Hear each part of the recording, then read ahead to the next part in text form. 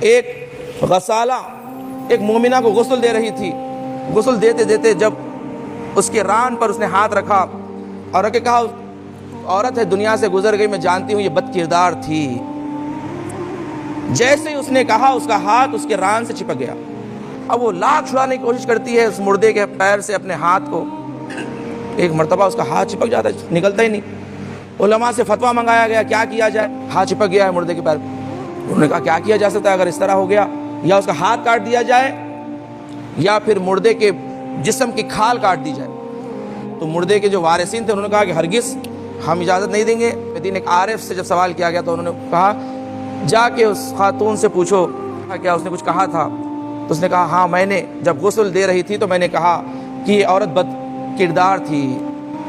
تو اس نے کہا تم اس بات پہ گواہ رکھتی ہو، شاہد ہے؟ اس نے کہا نہیں میں گواہ نہیں رکھتی، میں شاہد نہیں رکھتی، مگر میں یقین سے کہہ رہا ہوں یہ عورت بد کردار تھی۔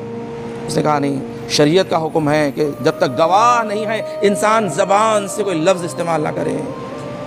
تہمت کی سزا ہے 80 کوڑے لگانا، اسے 80 کوڑے لگائے گئے۔ جیسے 80 کوڑے لگائے گئے اس کا ہاتھ اس کے بدن سے جدا ہوا۔ انسان اپنی زبان پہ کنٹرول کرے، اپنے زبان پہ، اس زبان کے ذریعے انسان اپنے سارے اعمال کو برباد کر دیتا۔